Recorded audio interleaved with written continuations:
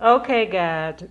Excuse the slurring. I got my retainer in my mouth. I know y'all like, nay, take the retainer out of your mouth. No, I'm not taking it out of my mouth. Y'all, what y'all gonna do is get over it. That's what y'all gonna do. God dang it. But anyway, y'all know I'm still riding the wave of the Bobby Brown movie and doing my job, surfing the YouTube streets, going through social media and looking for information to provide for my live tomorrow because we're going to talk a little bit tomorrow about Leola Brown because she got a problem with the movie Child because I guess she don't like Alicia, but that's always the case. It's always that the sister don't like the new wife or the mother don't like the new wife. It's always that. But we're going to talk about that tomorrow. But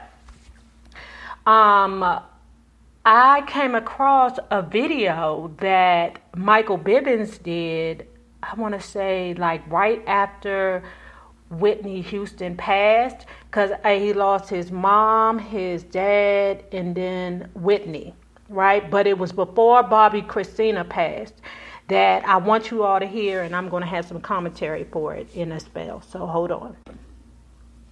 Well, we never really, I think, see, the misconception with our group is because we have 4 different groups in one, we tend to tour separately all the time.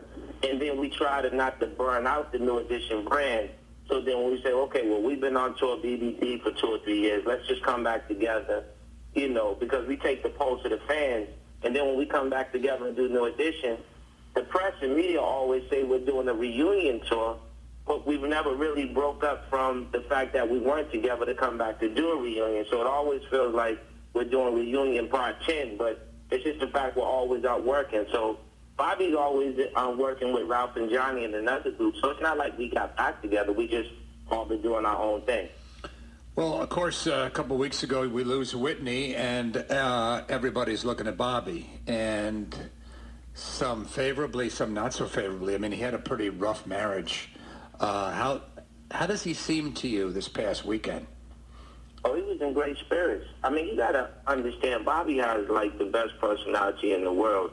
I mean, I think the misconception with him is that people don't know him. They only know of him. Mm-hmm. This guy keeps his kids with him at all times. He moves, with a family of 6. He has the nanny out there with the baby, and he's constantly taking care of people. And I think that when he's ready to address the things that everybody wants to know, I think people would be shocked of the type of person he's turned into. I mean, Maddie, and to everybody else in the station, I mean, the guy lost his mom last year.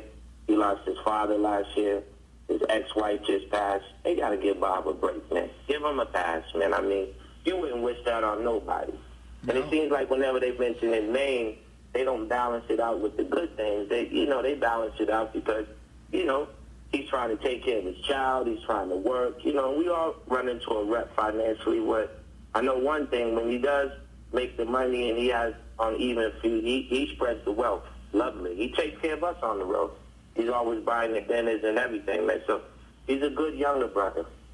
Talking with Mike Bivins, of course, from New Edition, Belle Biv DeVoe. Well, here's the heavy thing. I don't want to lay this on your best friend, but, I mean, people saw Whitney Houston as this angel because she had such a beautiful voice. She marries Bobby.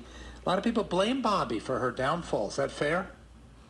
No, because over in our projects in Roxbury, man, they taught us to be good kids, man.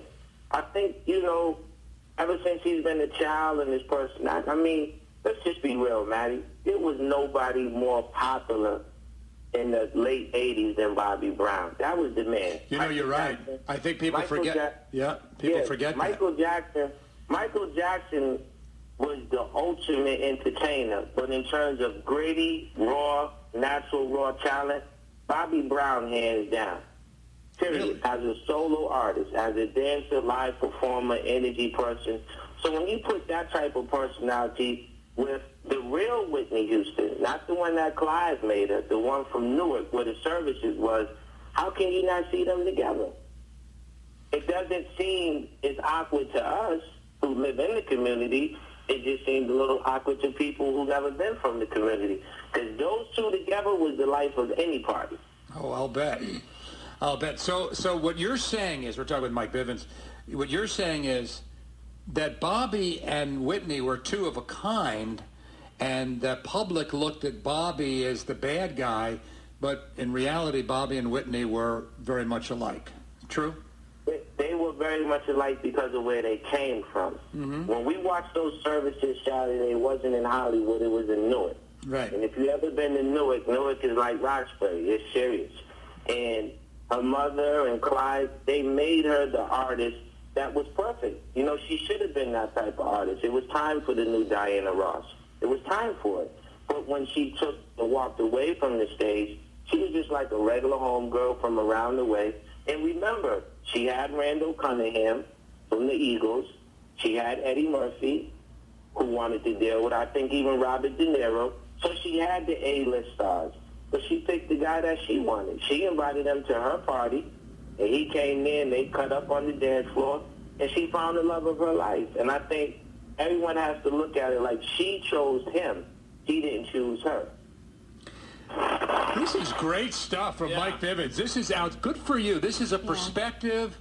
Everybody's been talking about Whitney the last several weeks, and your perspective on it is refreshing. It really is, Mike. I'm not kidding. I'm gonna be honest. Okay, so you guys don't be like, oh, you stopped it, there you stopped it. But what he said, just to summarize it right quick, was that none of New Edition or BBD or, none of the members were talking about the situation after Whitney Houston died. He was saying that the only reason why he chose that particular radio station, and I think it's Boston based, he said the only reason why he chose that particular station was because that particular station was the station that helped give New Edition their big break back in the 80s. So, but anyway, let me talk right quick on some points, right? So Michael Bivins talked about her relationship with Eddie Murphy. Now, I read the book. And at the time, Bobby Brown was sneaking around with Whitney and Janet Jackson at the same time, but he was sneaking around with Whitney, but somehow he ended up on the set of Harlem Nights. I can't tell you specifically, I can't remember, but during the time that Whitney was dating Eddie Murphy, I'm telling you, the whole situation was real crazy. If you read the book, I'm telling y'all, please read the book. But at the time, Whitney was creeping around with Bobby, but still dating Eddie Murphy publicly, right? So, matter of fact, Eddie Murphy invited Bobby Brown to the set of Harlem Nights because why not? Bobby Brown was like the biggest star at that time. Rich people want to be around other rich people and be famous, hence the Mike Tyson situation. I wish they would have touched on that Mike Tyson night where he lost the fight to, I forget the name of the guy, because that shit was hilarious. You hear me? I mean, hilarious. I recommend everybody read the book. But at any rate, what Eddie Murphy said was when Bobby Brown went to him and said, say, man, what's going on with you and Whitney? Eddie Murphy's response, according to Bobby Brown, was, she smoke a little too much. She not really, my type. She get high too much to me. And remember, Charlie Murphy had said that, his brother was clean. So, if you a guy that don't really smoke, don't really drink, and you with a girl that's out of pocket, then no, no, that's not what I want to marry. And even though he had, she had some heavy hitters, talking about Whitney Houston, that she was dating, she still probably didn't find her connection until Bobby, like what Michael Bivins said. Just because you date the people don't mean really that the people really mess with you like that, because Eddie was probably dating her just to say he was dating her. I'm sure a lot of men who was dealing with Whitney Houston was just dating her because she was the biggest thing. Yeah, we know Robert De Niro loves that jungle fever. I mean, he loves her. His baby mother, I forget her name. Her name is Tukey. She old, thick, beautiful black woman. And his wife now, she's an old, nice, thick black woman too. Yeah, Robert De Niro loves him some black vagina. But anyway, that's not the point that I'm trying to say. I just thought that it was commendable for him to come up and talk about Bobby Brown and the situation with Whitney Houston, because to me it is still very sad that people look at Bobby so negatively because they feel like Whitney Houston's career was destroyed by Bobby Brown, and that is definitely not the case.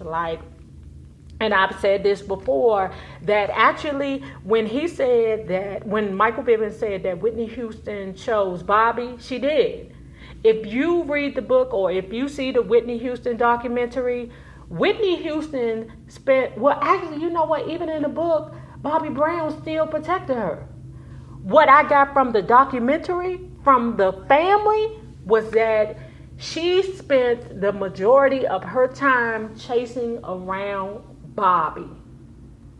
And I hate to say it, but that was indeed the love of her life. Now, I believe that Bobby was a good guy, and I believe that he chose to love her, but I think the love of his life now is that girl, Alicia. And, you know, Leola got a problem with Alicia because she feel like, you know, she mean to the family, blah, blah, blah. I'm like this when it comes down to Alicia, girl. Alicia, girl, I know how you feel. Look, when he was all messed up, didn't none of y'all have him sleeping on his couch. He was sleeping on my couch. Okay, when he was all drunk and high and trying to get his career back, wasn't none of y'all there to have his back. He was here with me. I was the one dealing with his ass while he was crashing up my car and going through my wallet and asking me for money. That was me. So don't come in here now that he fresh and clean and he got his life together and now you want to judge hoes. People kill me. Them sisters and them mothers be a whole trip about their no good sons. Not that Bobby was no good, but I'm saying he wasn't at his best when he first went to Alicia. So they shouldn't be villainizing her. They should be giving her kudos for taking her brother or taking their brother at his worst. Because Whitney got him when he was at the best. When, y'all know what am I saying? Y'all know what I'm saying. Whitney had Bobby when he was at his best. Alicia had Bobby when he was at his worst. And that's all I got to say about that. So y'all tell me what y'all feel about it. Don't forget to see us tomorrow at 1:30 Sunday for our Sunday Live. Because, child, we're going to talk about this. All right? Juice. Oh, like, comment, subscribe, and share. Peace.